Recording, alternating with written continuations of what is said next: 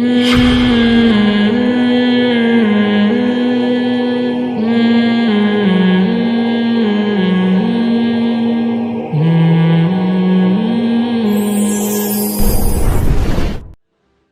قرآن کو فوکس کریں، قرآن ہمیں کیا کہہ رہا ہے. قرآن کیا کہہ رہا ہے؟ قرآن ہمیں جنت کی خوشخبریاں سنا رہا ہے اور ہمیں جہنم کی آگ سے ڈرا رہا ہے. یہ جو میں نے سورہ الحاقہ کی آیات پڑھی ہیں، ان میں بھی قرآن یہ بیان کر رہا ہے کہ جس کو اعمال نامہ دائیں ہاتھ میں دیا جائے گا، رائٹ ہینڈ میں دیا جائے گا، وہ عیش والی زندگی میں ہوگا. وَأَمَّا مَنْ أُوتِيَ كِتَابَهُ بِشِمَالِهِ، جس کو لیفٹ ہینڈ میں اعمال نامہ دیا گیا، فَيَقُولُ يَا لَيْتَنِي لَمْ أُوتَ كِتَابِيَهْ، وہ کہے گا ہائے کاش میرا اعمال نامہ مجھے نہ ملتا.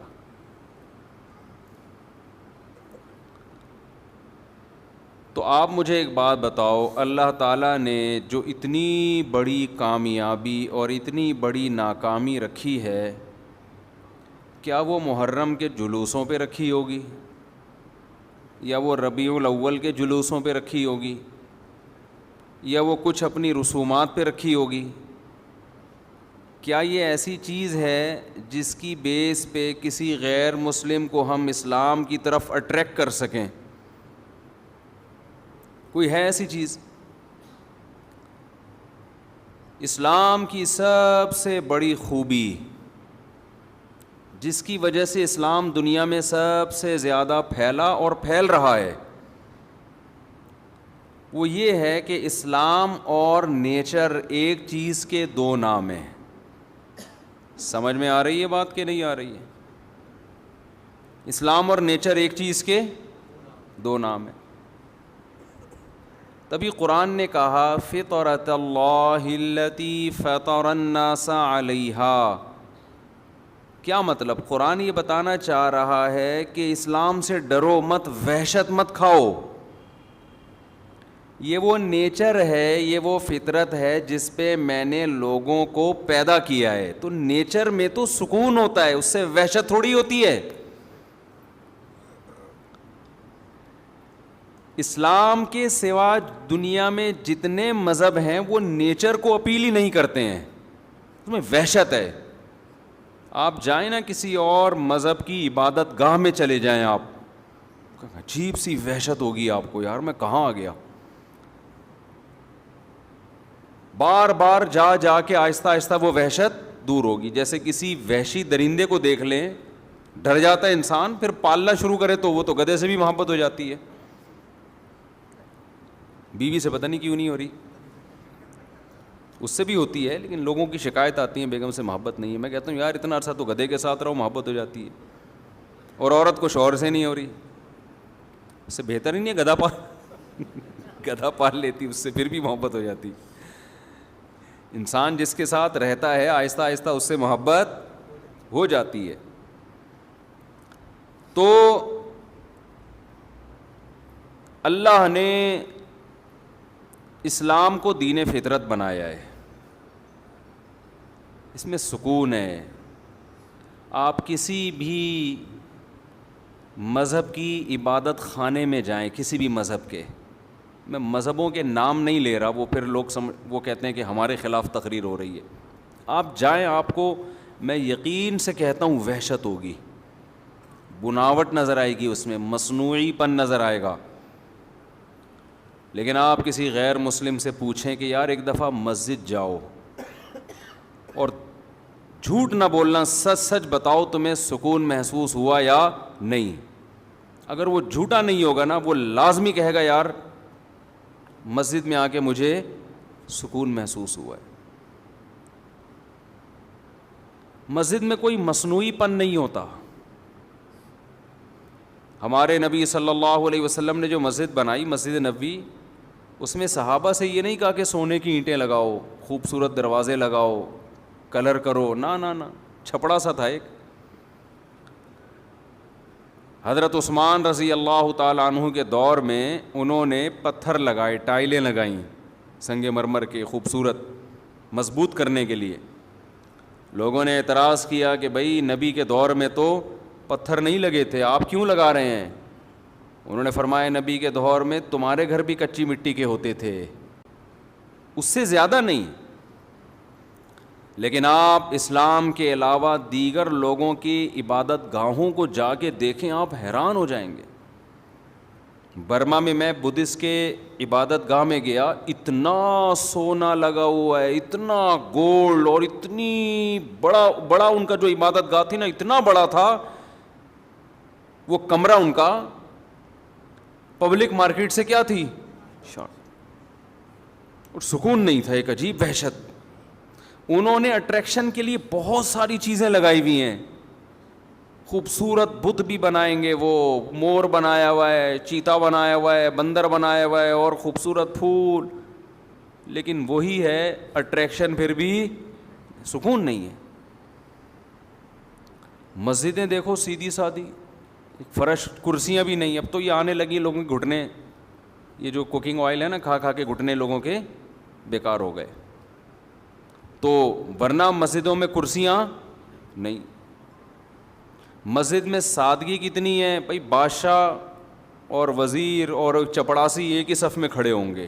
کوئی ہے اسلام میں کہ جی یہ والا ایریا جو ہے یہ بڑے لوگوں کا، یہ اس سے نہ سب ایک جیسے.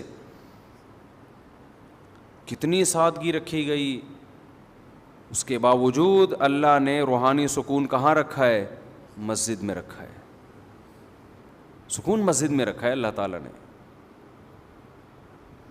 تو میں یہ عرض کر رہا تھا کہ اسلام کی سب سے بڑی خوبی کیا ہے؟ یہ دین فطرت ہے. کیا مطلب فطرت کا؟ یہ آپ کو وہ باتوں کا حکم دیتا ہے جو آپ کی نیچر بھی کہتی ہے کہ یہ کام کرو. کبھی ایسی چیز کا حکم نہیں دیتا جو آپ کی نیچر کو اپیل نہ کرے. مثال کے طور پر کلوا من الطیبات واعملوا صالحا، قرآن کہتا ہے پاکیزہ کھاؤ اور اچھا عمل کرو. کھاؤ بھی کیا؟ پاکیزہ. اسلام میں کوئی ایسی چیز کھانے کی اجازت ہے جسے کھاتے ہوئے آدمی کو الٹی، کوئی دوسرا مذہب والا دیکھے تو کہ کیا کھا رہے ہو تم؟ ہیں کوئی ہے ایسی چیز؟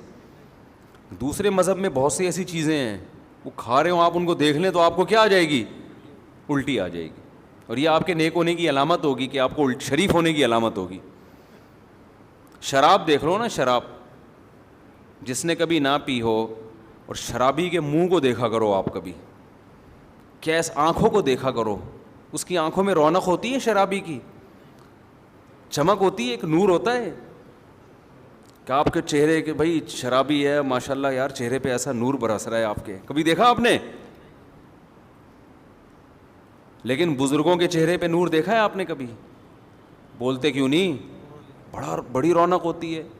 حالانکہ نہ وہ بیوٹی پارلر سے تیار ہو کے آئے ہوئے ہوتے ہیں. عام طور پہ دولہا کیا کرتا ہے؟ بیوٹی پارلر جاتا ہے، داڑھی بھی شیو کرے گا، مونچھیں بھی شیو کرے گا، پورا الٹے استرے سے پورے منہ کو گھما کے گھسائی ہوگی، پھر اس کی ایسا ہوتا ہے کہ نہیں ہوتا؟ اس کی گھسائی ہوتی ہے، اس کے پتہ نہیں کیا کیا اصطلاحات استعمال ہوتی ہیں. ایک لفظ ہے بہت مشہور لفظ ہے، فیشل. ابے صحیح پرونانسیشن بلوایا کرو. فیشل نا، فیشل. یہ امریکہ سے آئے، یہ صحیح بتائیں گے جی.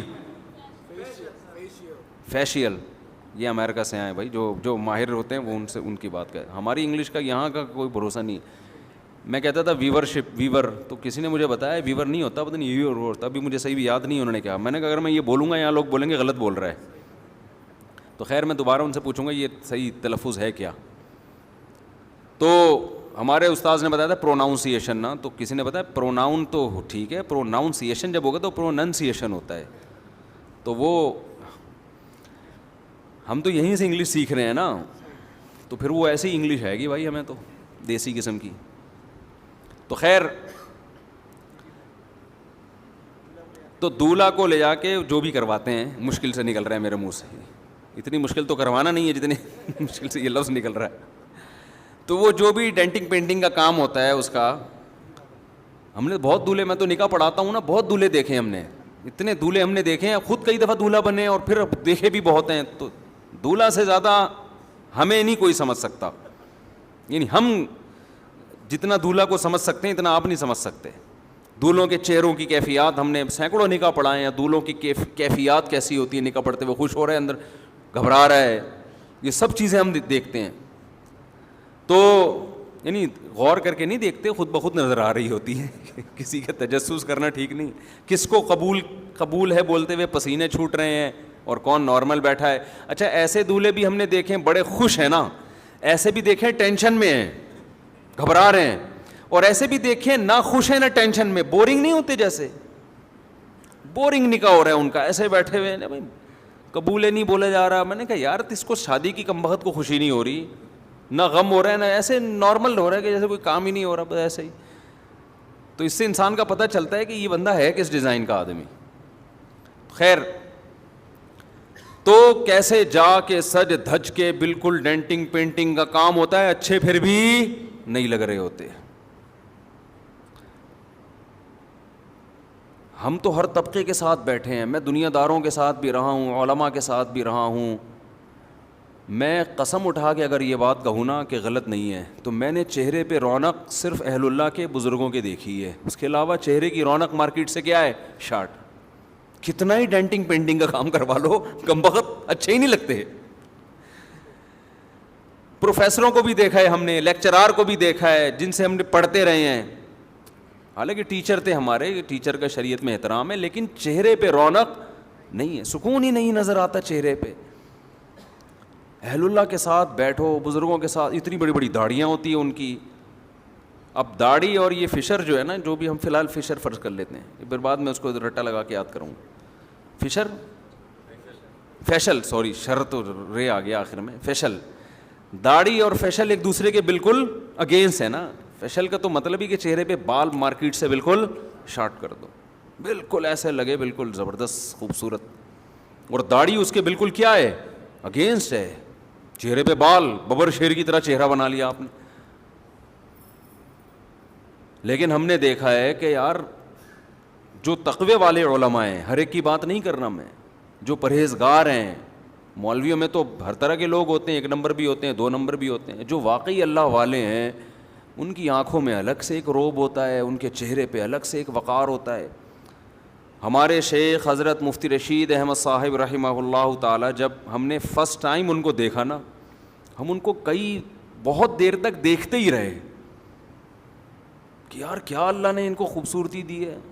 حالانکہ ان کی ایج اس وقت تھی 75 سال یا 70 سال ہوگی. 70 سال میں تو ویسے بھی بندہ اچھا نہیں لگ رہا ہوتا، نہیں بوڑھا ہو چکا ہوتا ہے وہ. ہم کہا یار ان کے چہرے پہ رونق دیکھو، اور ایسا وقار، اتنا چہرے پہ رونق. آ کے بیٹھتے تھے، آدھا گھنٹہ بیٹھے رہتے تھے، بعض دفعہ آدھے گھنٹے میں کوئی بات بھی نہیں کرتے تھے، چپ خاموش محفل، کوئی شور شرابہ نہیں. آئے بیٹھے، دیکھا، نظر ڈالی، جو شاگرد بیٹھے ہیں نا ان پہ نظر ڈالی اس طرح سے، بڑے تھوڑا سا مسکرائے، اور دیکھ کے کوئی نیا بندہ آیا ہے تو اس سے سلام دعا کر لی، خیریت سے ہیں، بس پھر اپنے کام میں لگ گئے.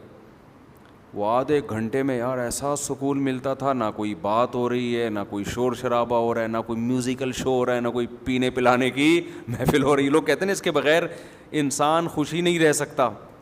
آج کل یہی ہے نا یار، کوئی میوزک ہو، کچھ انٹرٹینمنٹ ہو، کچھ پینے پلانے کا موقع ہو، کوئی لڑکیاں وڑکیوں کے جھمیلے ہوں، اس کے بغیر لوگ کہتے ہیں ہمیں سکون نہیں ملتا. تو ہم نے تو یار ایسی محفلوں میں سکون دیکھا. ہم تو مس گیدرنگ والی شادیوں میں بھی بچپن میں گئے ہیں، لیکن پھر ہم نے توبہ کر لی، چھوڑ دیا. ہم نے وہ ماحول بھی دیکھا ہے، زیادہ آگے کا ماحول نہیں دیکھا، وہ نائٹ کلبوں والا اللہ نے بچایا ہوا ہے. ٹھیک ہے نا، کہیں آپ سمجھے پتہ نہیں اس صاحب کیا کچھ کر کے بیٹھے ہوئے ہیں.